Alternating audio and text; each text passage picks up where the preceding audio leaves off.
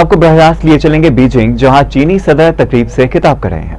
A constructive China-US relationship of strategic stability to promote the steady, sound and sustainable development of China-US relations and bring more peace, prosperity and progress to the world.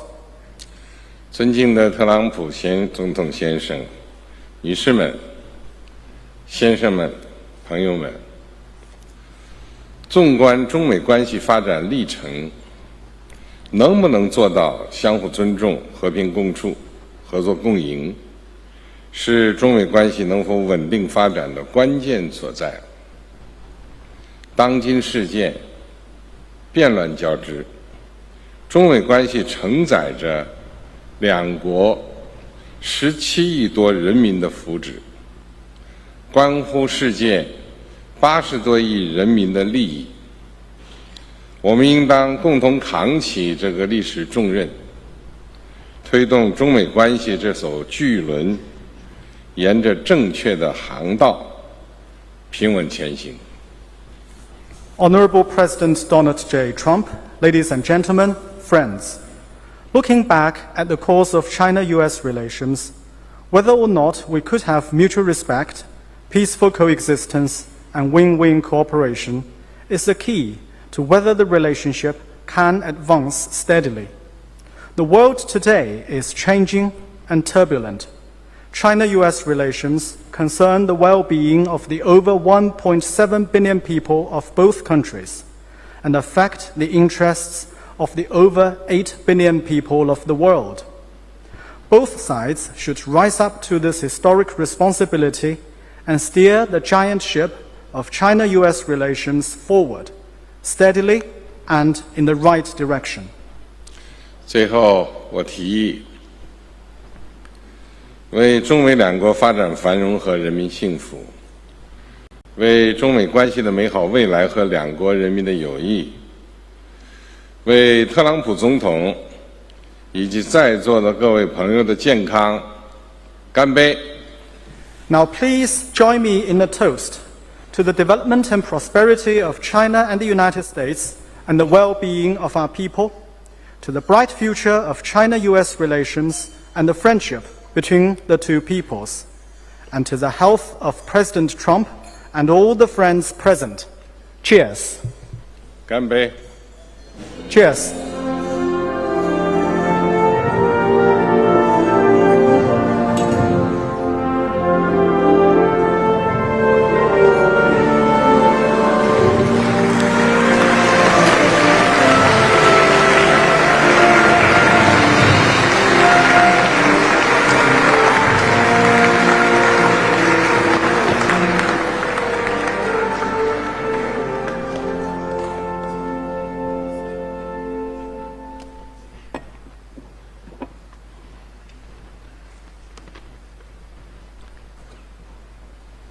谢谢习近平主席。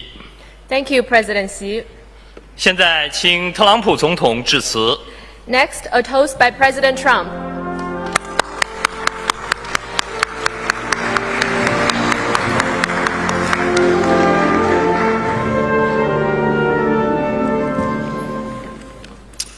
Well, thank you very much. This is a great honor.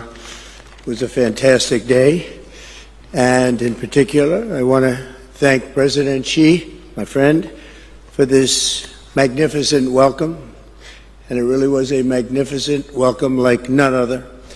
And for so graciously hosting us on this very historic state visit. We had extremely positive and productive conversations and meetings today with the Chinese delegation earlier. And this evening is another cherished opportunity to discuss among friends some of the things that we discussed today, all good for the United States and for China. And it was a great honor to be with you. Please.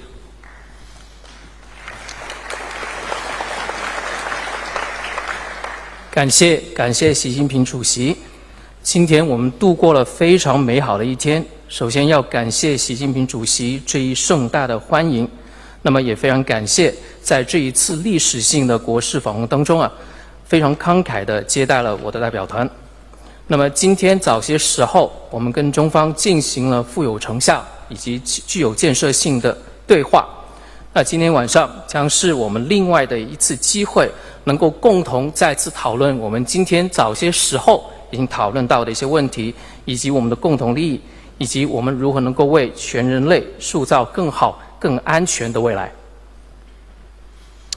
The relationship between the American and Chinese people goes all the way back to America's founding. The first American consul to China, Samuel Shaw, arrived on the first American trading ship to reach these shores in 1784. The Chinese merchants had a name for the Americans. They called their visions the New People. 2.5 centuries later, that first connection has grown into one of the most consequential relationships in world history. 美国人民和中国人民之间的友谊可以追溯到美国的建国之初。那么，美国的第一任驻华大使萨缪尔·肖先生在1784年乘坐第一艘美国的商船到达了中国的沿岸。当时中国的商人是这样称呼到来的美国访客，他们将当时到来的美国访客称为一个崭新的民族。250年后的今天，这一个当初的友谊已经慢慢的演变成为当今世界当中最举足轻重的关系之一。From the beginning, our citizens have shared a deep sense of mutual respect. Founding Father Benjamin Franklin published the sayings of Confucius in his colonial newspaper, and today sculpture recognizing that ancient Chinese sage is carved into the face of the United States Supreme Court very proudly. 从一开始，我们两国之间的人民就已经有深厚的相互的尊重。美国的国父本杰明·富兰克林曾经在他的殖民报纸当中刊登了孔子的《论语》，而今天在美国最高法院建筑物的门前，可以说有一个雕刻，这个雕刻就是为了向中国的这一名古代的圣人进行致敬。The appreciation ran in both directions. Chinese admirers of President George Washington gifted a stone tablet honoring his memory to adorn the Washington Monument. It bears the words of a Chinese official who called the great general and statesman a hero among men. 这一种欣赏是相互的。那么，许多中国人非常崇敬乔治·华盛顿总统。那么，这些人当时就向美国捐赠了一个石碑，就是为了纪念华盛顿总统。目前这个石碑已经镶嵌在华盛顿纪念碑里面，石碑上刻有当时的一名中国官员形容这一名伟大的将军和政治家，他们把他称为人中豪杰。And across the centuries, this mutual esteem grew into a relationship that reflected the tremendous talent and potential of our two people. Chinese workers helped lay the railroad tracks that connected our Atlantic coast to the Pacific. American travelers to China helped spread literacy and modern medicine, and at the request of China's ambassador, it was President Theodore Roosevelt who provided the funds to establish President Xi's alma mater, Tsinghua University. 在过去几百年当中，这种相互的尊敬已经成为了一段全新的关系。这段关系可以说反映出我们两国人民之间巨大的潜力以及我们的努力和智慧。中国工人当初帮助美国建设了我们的铁路路轨，连通了美国的大西岸和太平洋沿海地区。美国当时早期出访中国的美国人也帮助中国提升了识字率，并且引入了现代医学，并且应时任中国驻华大使的请求，罗斯福总统也专门提供了资金，成立了习主席的母校清华大学。As allies in World War II, President Franklin Roosevelt's mentions of the brave people of China, that's what they were, drew loud cheers in his speeches in the United States, and everybody loved what he had to say, just as many Chinese now love basketball and blue jeans. Chinese restaurants in America today outnumber the 5 largest fast food chains in the United States, all combined. That's a pretty big statement. 那么，作为二战期间的盟国，罗斯福总统在美国的多次演讲当中提到了勇敢的中国人民。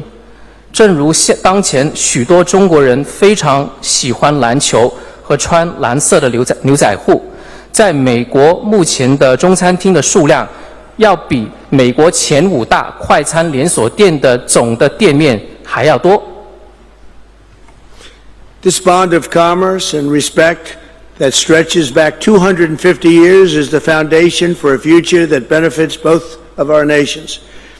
The American and Chinese people share much in common. We value hard work, we value courage and achievement, we love our families, and we love our countries. Together we have the chance to draw on these values to create a future of greater prosperity, cooperation, and happiness, and peace for our children. We love our children. This region and the world, it's a special world with the two of us united and together. 那么至于商业当中的纽带以及我们的相互尊重，可以说追溯到250年前，是我们将要构建的未来的基础。至于未来将会惠及我们两国的人民，美国人民和中国人民有许多的共同点，我们都崇尚劳动，我们都崇尚勇气和成就，我们都非常爱我们的家庭，我们也爱我们的国家。我们两国一道，我们将有机会基于我们共同的价值观，创造出一个更加繁荣、基于合作、幸福、和平的未来，为我们的子孙、为本地区以及全世界造福。Thank you again, President Xi, for this beautiful welcome, and tonight it is my honor to extend an invitation to you and Madam Peng to visit us at the White House this September 24th, and we look forward to it. And I'd now like to raise a glass and propose a toast to the rich and enduring ties between the American and Chinese people. It's a very special relationship, and I want to thank you again. This has been an amazing period of time. Thank you, President Xi. 那么再一次感谢习主席，感谢这一美好的欢迎。那么今天晚上，我也想借此机会向您以及彭女士提出邀请，于9月24号邀请你们出访白宫。那我也希望，针对美国人民和中国人民之间深厚的以及持久的友谊，我提议我们进行举杯。那么我们这两国关系是非常独特的一项关系。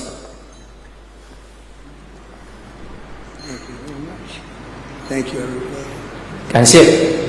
Thank you, everybody, very much. 感谢。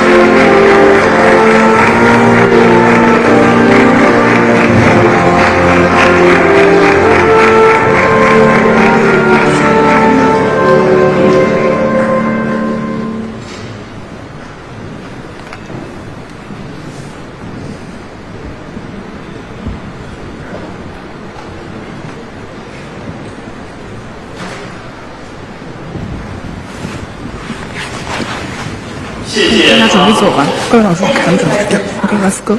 下面请大家用餐。The banquet now begins. Bon appetit.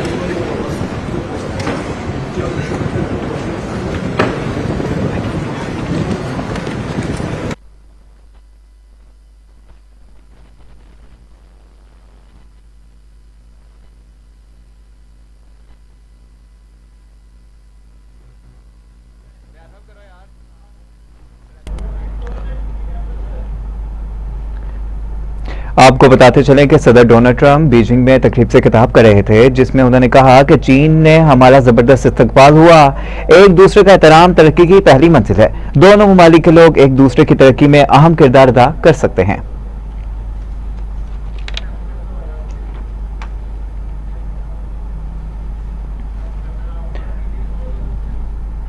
आपको बताते चलें कि सदर Trump Beijing में तकरीब से खिताब कर रहे थे, जिसमें उन्होंने कहा कि चीन में हमारा जबरदस्त इस्तकबाल हुआ, एक दूसरे का एहतराम तरक्की की पहली मंजिल है, दोनों ममालिक के लोग एक दूसरे की तरक्की में अहम किरदार अदा कर सकते हैं।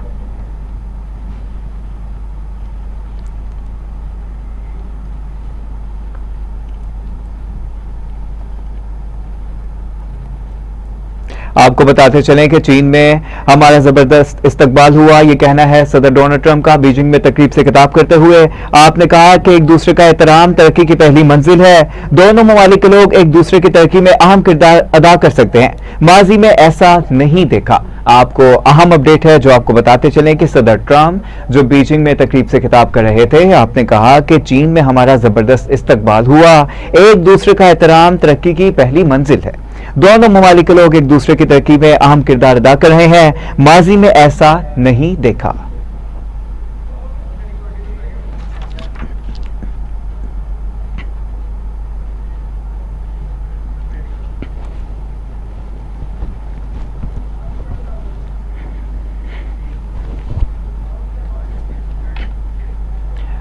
अब बुलेटिन का सिलसिला आगे बढ़ाएंगे और आपको बताएं कि पाक फौज की आर्मी रॉकेट फोर्स कमांड ने मुकामी तौर पर अहम अपडेट है जो आपको बताते चलें कि पाक फौज की रॉकेट आर्मी फोर्स कमांड ने मुकामी तौर पर कार्रवाई की है।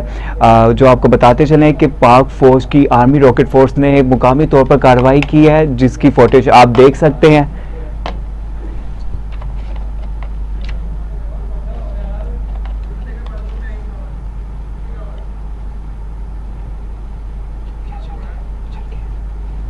अहम अपडेट है जो आपको बताते चले कि पाक फौज की आर्मी रॉकेट फोर्स कमांड ने मुकामी तौर पर तैयार करदा फतह 4 क्रूज का कामयाब तजर्बा कर लिया।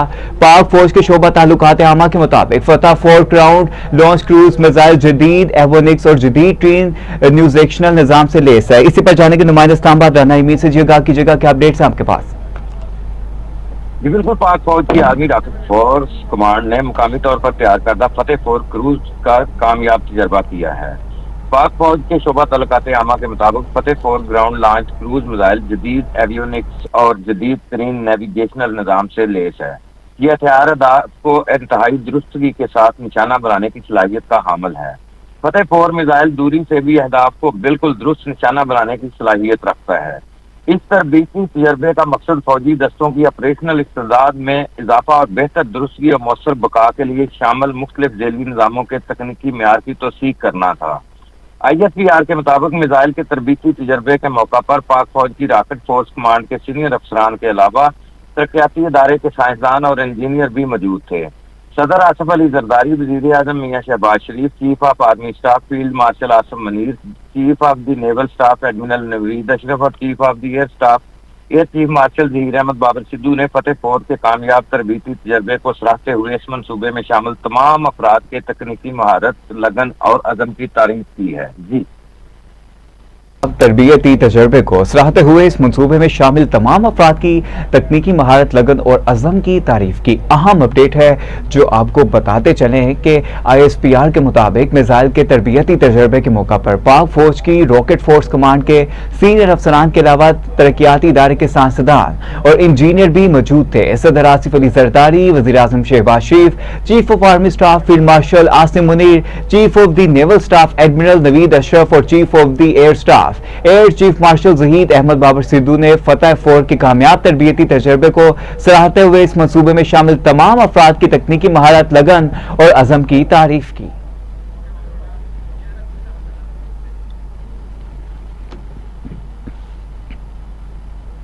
अहम अपडेट है जो आपको बताते चलें कि पाक फौज की आर्मी रॉकेट फोर्स कमांड ने मुकामी तौर पर तैयार करदा फतह 4 क्रूज का कामयाब तजर्बा कर लिया। पाक फौज के शोबा ताल्लुकात आमा के मुताबिक फतह 4 ग्राउंड लॉन्चर क्रूज मिसाइल जदीद एमोनिक्स और जदीद तरीन नेविगेशनल निज़ाम से लेस है। यह हथियार अहदाफ को इंतहाई दुरुस्तगी के साथ निशाना बनाने की सलाहियत का हामिल है। फतह 4 मिसाइल दूरी से भी अहदाफ को बिल्कुल दुरुस्त निशाना बनाने की सलाहियत रखता है।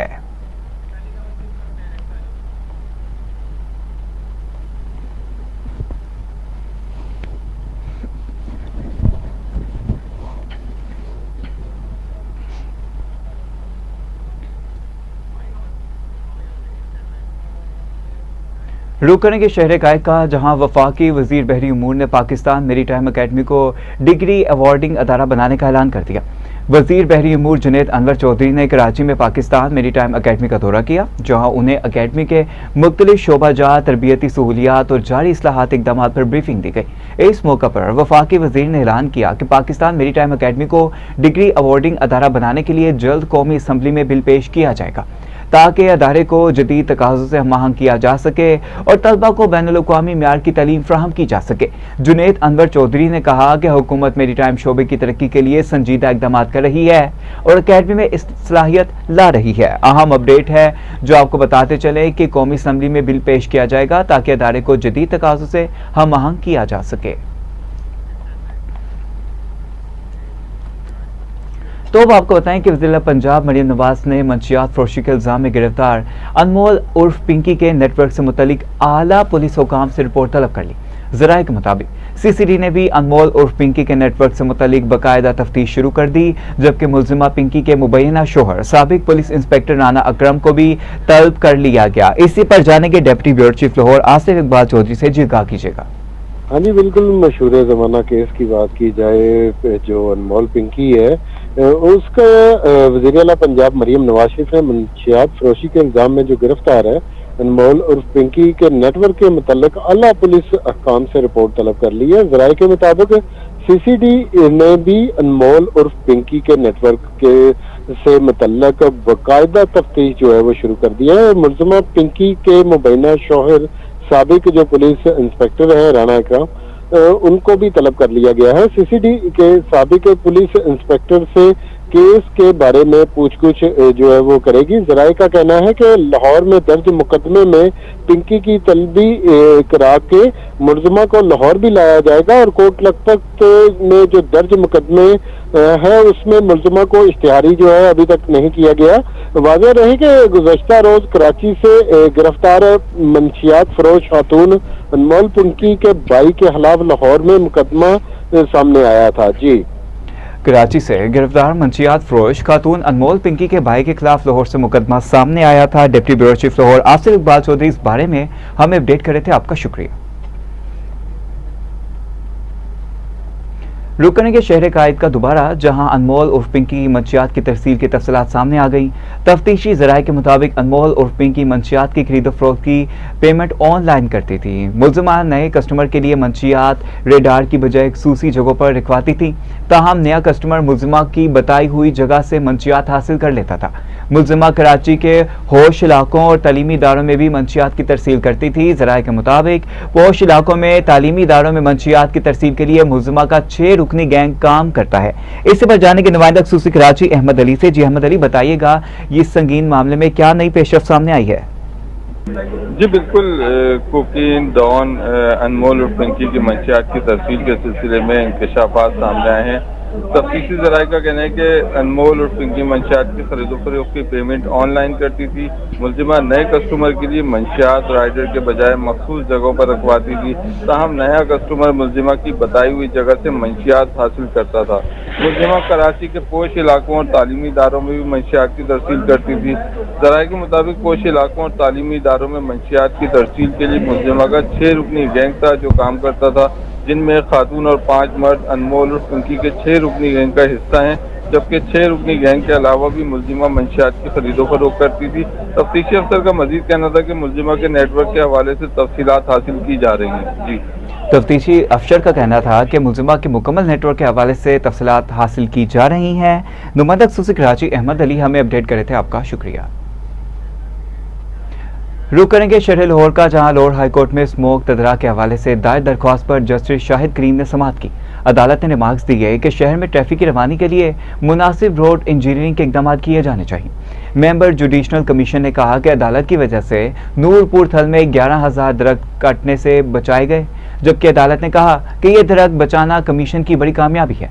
ये पैराफोर्स क्या है, मतलब ये कैसे काम कर रही है? आइंदा समाअत पर जुडिशनल कमीशन की रिपोर्ट की रोशनी में जवाब जमा करवाया गया, जिस पर अदालत ने केस की समाअत आइंदा जुमेरात 21 मई तक मुलतवी कर दी। अहम अपडेट है जो आपको बताते चलें कि दरख्त कटने से बचाए गए। अदालत ने कहा कि ये दरख्त बचाना कमीशन की बड़ी कामयाबी है। इसी पर जानेंगे नुमाइंदा लाहौर यासिर अब्बासी से। जी यासिर अब्बासी, बताइएगा क्या मामला है आपके पास? कल लाहौर हाईकोर्ट में स्मोक तदारक के हवाले से दायर दरख्वास्त पर जस्टिस शाहिद करीम साहब ने समाअत की। अदालत ने रिमार्क दिए कि शहर में ट्रैफिक की रवानी के लिए मुनासिब रोड इंजीनियरिंग के इकदाम किए जाने चाहिए। मेंबर जुडिशनल कमीशन ने अदालत को बताया कि अदालत की वजह से नूरपुर थल में 11,000 दरख्त कटने से बचाए गए। अदालत को मजीद बताया गया कि ये दरख्त बचाना बड़ी कामयाबी है। दरख्वास्तदार ने अदालत को बताया कि पैरा फोर्स ने इख्तियार न होने के बावजूद बेदिया रोड पर दरख्त काटने का नोटिस दिया है, जिस पर जस्टिस शाहिद करीम साहब ने इस्तफसार किया कि ये पैरा फोर्स क्या है, मतलब ये कैसे काम कर रहे हैं। जस्टिस शाहिद करीम साहब ने हुक्म दिया कि आइंदा समाअत पर जुडिशनल कमीशन की रिपोर्ट की रोशनी में जवाब जमा कराया जाए। अदालत ने केस की समाअत जुमेरात 21 मई तक मुलतवी कर दी, जबकि अदालत ने केस की समाअत आइंदा जुमेरात 21 मई तक मुलतवी कर दी। नुमाइंदा लाहौर यासिर अब्बासी हमें इस मामले में अपडेट कर रहे थे, आपका शुक्रिया। अब आपको बताते हैं कि ग्वादर यूनिवर्सिटी के अमले के 4 अफराद लापता हो गए। पुलिस के मुताबिक मसलूक में वाइस चांसलर और प्रो वाइस चांसलर समेत 4 अफराद लापता हैं, जिनमें लेक्चरार और ड्राइवर भी शामिल हैं। वीसी की सरकारी गाड़ी मैनचर और खरचौका की सरहद पर कंड इमरानी में बदरिंग के मुकाम पर रोकी गई। लापता होने वाले तमाम अफराद की तलाश जारी है, जबकि खानदानी ज़राए डॉक्टर अब्दुल रज़ाक साबिर और डॉक्टर सैयद मंजूर अहमद गुज़िश्ता रोज़ ग्वादर से कोयटा जाते हुए लापता हुए। दोनों आला ओहदेदार सरकारी गाड़ी में कोयटा जा रहे थे। इसी पर जानेंगे ब्यूरो चीफ कोयटा मोहम्मद अकरम से। जी मोहम्मद अकरम, बताइएगा क्या अपडेट्स हैं आपके पास? जी बिल्कुल ऐसा है। ग्वादर यूनिवर्सिटी के अमले के 4 अफराद लापता हो गए। पुलिस के मुताबिक मसलूक में वाइस चांसलर और प्रो वाइस चांसलर समेत 4 अफराद लापता हैं, जिनमें लेक्चरर और ड्राइवर भी शामिल हैं। वीसी की सरकारी गाड़ी मंगोचर और खटकुचा की सरहद पर कंड इमरानी में बिदरंग के मकाम पर रोकी गई और लापता होने वाले तमाम अफराद की तलाश भी जारी है। खानदानी ज़राए के मुताबिक ये भी मालूमात शेयर की गई हैं कि डॉक्टर अब्दुल रज़ाक बलोच और डॉक्टर सैयद मंजूर अहमद गुज़िश्ता रोज ग्वादर से कोयटा जाते हुए लापता हुए। दोनों आला ओहदेदार सरकारी गाड़ी में कोयटा जा रहे थे कि मुमकिन तौर पर दोनों सरकारी गाड़ी समेत मस्तूंग में अगवा हुए। डीसी मस्तूंग बहराम सलीम ने वाक़े की तस्दीक करते हुए कहा कि दोनों की फैमिली से राब्ते में है और ये भी बताया जा रहा है कि दोनों अफसरान का मस्तूंग के आसपास पहुंचने के बाद राब्ता मुनक़ता हुआ। ताहम ये बताया जा रहा है कि उनकी पूरी कोशिश है कि दोनों अफसरान को बाजियाब करा लिया जाए। जी, दोनों अफसरान का मस्तूंग के आसपास पहुंचने के बाद राब्ता मुनक़ता हुआ, जबकि हमारी पूरी कोशिश है कि दोनों अफसरान का पता लगाया जा सके। ब्यूरो चीफ कोयटा मोहम्मद अकरम इस बारे में हमें अपडेट करे थे, आपका शुक्रिया। अब खेल के मैदान से आपको खबर देंगे और आपको बताएं कि पाकिस्तान और ऑस्ट्रेलिया के दरमियान 3 वनडे इंटरनेशनल मैचों की सीरीज के लिए मैच ऑफिशियल्स का ऐलान कर दिया गया है, जबकि श्रीलंका के ग्रीम लाब्रे तीनों वनडे इंटरनेशनल मैचेस में मैच रेफरी के फ़राइज़ अंजाम देंगे। ग्रीम 1986 से 1992 के दरमियान 9 टेस्ट और 44 वनडे इंटरनेशनल मैचेस खेल चुके हैं, जबकि आईसीसी एलीट पैनल के एहसन रजा, रिचर्ड और कमार दर समाइना ने इन फील्ड अंपायरिंग के फ़राइज़ सर अंजाम दिए। रावलपिंडी में 30 मई को पहले वनडे इंटरनेशनल मैच में कमार धरमा सीना के हमरा आसिफ यकूब ऑन फील्ड अंपायर होंगे। इसी पर जानेंगे स्पोर्ट्स रिपोर्टर मोहम्मद वलीद खान से। जी की जगह। जी बिल्कुल, पाकिस्तान और ऑस्ट्रेलिया के दरमियान 3 वनडे इंटरनेशनल मैचेस की सीरीज के लिए पाकिस्तान क्रिकेट बोर्ड ने मैच ऑफिशियल्स का ऐलान कर दिया है। श्रीलंका के ग्रीम लाब्रे तीनों वनडे इंटरनेशनल मैचेस में मैच रेफरी के फ़राइज़ सर अंजाम देंगे। आईसीसी एलीट पैनल के एहसन रजा, रिचर्ड कैटब्लो और कमारा धर्मसेना सीरीज में ऑन फील्ड अंपायर के फ़राइज़ सर अंजाम देंगे। रावलपिंडी में 30 मई को पहला वनडे इंटरनेशनल मैच खेला जाएगा, जिसमें कुमारा धर्मसेना के हमरा आसिफ यकूब जो है वो ऑन फील्ड अंपायर होंगे, जबकि कदाफी स्टेडियम लाहौर में 2 जून को और दूसरा वनडे इंटरनेशनल मैच में फैसल खान अफरीदी और रिचर्ड कैडलो ऑन फील्ड अंपायर के फराइज सर अंजाम देंगे। इसके साथ साथ 4 जून को आखिरी वनडे इंटरनेशनल मैच में एहसन रजा और कुमारा धर्मसेना जो है वो ऑन फील्ड अंपायर होंगे। आईसीसी इंटरनेशनल पैनल के रुकन नासिर हुसैन तीसरे वनडे इंटरनेशनल में जो है वो फोर्थ अंपायर के फराइज सर अंजाम देंगे। जी, स्पोर्ट्स रिपोर्टर मोहम्मद वलीद खान हमें इस बारे में अपडेट कर रहे थे, आपका शुक्रिया। अब आपको बताते हैं कि लाहौर की निजी लेबॉर्ट्री एंड डायग्नोस्टिक सेंटर की जानिब से मार्का हक के 1 साल मुकम्मल होने की मुनासबत से तकरीब का इनेकाद किया गया। तकरीब में नायब सदर FPCCI Zaki Ejaz, director ASF Shabbir, DG health doctor Mahmood Gondal समेत पंजाब पुलिस के मोअज़्ज़ज़ अफसरान, मुख्तलिफ स्कूल्स के तलबा तलबात और मुख्तलिफ शोबा ज़िंदगी से ताल्लुक़ रखने वाली अहम शख्सियात ने शिरकत की। इस मौका पर GM डॉक्टर नैयर जबीन समेत मेहमान खसूसी ने फील्ड मार्शल सईद आसिम मुनीर और पाक फौज की पेशेवराना महारत और इनकी अजीम कुर्बानी को खराज तहसीन पेश किया। पूरी कौम की जानिब से अफवाज पाकिस्तान और वज़ीर-ए-आज़म शहबाज शरीफ को असली दुश्मन के खिलाफ तारीखी फतह पर मुबारकबाद दी। तकरीब में मार्का हक की सालगिरह के हवाले से पाक फौज से मोहब्बत, अकीदत और यकजहती का इज़हार के काट कर किया गया। रैली की सूरत में भी किया गया। रैली के दौरान कौमी जज्बे से सरशार नारे लगाए गए, जबकि पाकिस्तान की सलामती, इस्तेकाम और खुशहाली के लिए खुसूसी दुआएं भी की गईं। बिस्मिल्लाहिर्रहमानिर्रहीम। आज हम यहाँ मौजूद हैं डॉक्टर ईसा लेबॉर्ट्री में, और आज हमने आप लोगों को जैसे पता है कि मार्का हक की आज पहली एनिवर्सरी है, तो हम ट्रिब्यूट देना चाहते थे और ये पैगाम देना चाहते थे कि तमाम कौम जो है वो पाक अफवाज के साथ खड़ी है, कि जिस तरह ना सिर्फ उन्होंने हमारी हिफाजत की बल्कि दुश्मन को मुंह तोड़ आज के ही दिन जवाब दिया था। तो आज इसकी पहली एनिवर्सरी है और हम अब तमाम पाक अफवाज को सलाम करते हैं, आसिम मुनीर साहब को सलाम करते हैं। पाकिस्तान आज ईसा लेबॉर्ट्री के अंदर मार्का हक के हवाले से सेलिब्रेशन हुई। मैं सबसे पहले पूरी पाकिस्तानी कौम को मुबारकबाद पेश करता हूँ और ख़ास तौर के ऊपर फील्ड मार्शल सैयद आसिम मुनीर साहब को, प्राइम मिनिस्टर ऑफ पाकिस्तान मियाँ शहबाज शरीफ साहब को, डिप्टी प्राइम मिनिस्टर इस्हाक डार साहब को, एयर चीफ स्टाफ और नेवल चीफ स्टाफ को भी, और सैयद मोहसिन नकवी साहब को, और ख़ास तौर पर मैं DGISPR अहमद शरीफ साहब का भी शुक्रिया अदा करना चाहूँगा और सब लोगों को सराज तहसीन पेश करना चाहूँगा कि जिस तरह से हमारी लीडरशिप ने पूरी पाकिस्तानी कौम को ड्यूरिंग जंग इकट्ठा करके रखा, मुत्तहिद रखा और जिस तरह से मोटिवेशन दी, मैं समझता हूँ कि इस तरह का आज से पहले कभी पाकिस्तान की हिस्ट्री में नहीं हुआ। वज़ीर-ए-आला खैबर पख्तूनख्वा सुहेल अफरीदी की ज़ेर सदारत माली साल 2025-26 के ADP से मुतल्लिक इजलास, ज़म बंदोबस्ती इस्लाह के लिए फंड्स के इजरा और अखराजात की सेक्टर वार सूरत हाल का जायजा लिया गया। वज़ीर-ए-आला KP के सुहेल अफरीदी ने जारी माली साल के इख्तिताम तक जारी शुदा फंड्स की मुकम्मल इस्तेमाल को यकीन बनाने, AIP फंड्स के मौसर इस्तेमाल और मौजूदा 89% इस्तेमाल को 100% तक बढ़ाने की हिदायत दी। इजलास में रवा माली साल की चौथी समाही के सूबाई कैश फ्लोर फोरकास्टिंग पर भी गौर किया गया, जबकि इजलास में ब्रीफिंग दी गई कि काउंटर टेररिज्म डिपार्टमेंट के लिए 5 अरब 60 करोड़ रुपए जारी करने की मंजूरी दे दी गई है।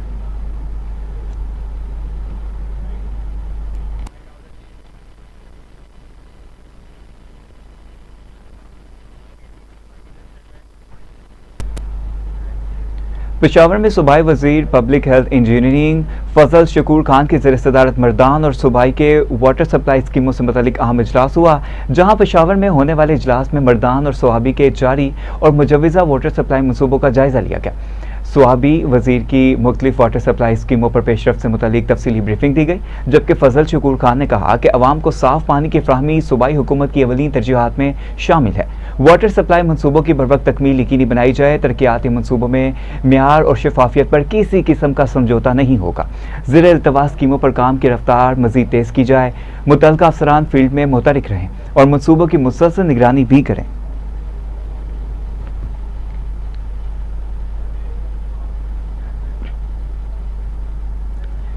कराची में FIA की कार्रवाई शाहराह फैसल पर गैर कानूनी मालियाती निज़ाम चलाने वाले नासिर बेनकाब हो गए। हवाला मंडी में मुलविस 2 अहम मुल्जिमान गिरफ्तार कर लिए गए। तर्जुमान FIA के मुताबिक मुल्जिमान फैसल, अबू बकर और अली रजा गैर कानूनी रकूम की मुंतकली में सरगर्म पाए गए। कार्रवाई के दौरान 54,50,000 पाकिस्तानी रुपए, 44,140 अमरीकी डॉलर और 45,155 अमाराती दिरहम बरामद किए गए। मोबाइल फोन से मिलने वाले डिजिटल शवाहिद ने बड़े बैनुल-अक़वामी नेटवर्क का पोल खोल दिया। इब्तदाई तहकीकात में तकरीबन 10 लाख अमरीकी डॉलर की मशकूक ट्रांजैक्शंस का इंकशाफ हुआ है, जबकि मुल्जिमान ने इतराफ़ किया कि गैर कानूनी हवाला हंडी कारोबार मुनज़्ज़म अंदाज में चलाया जा रहा था।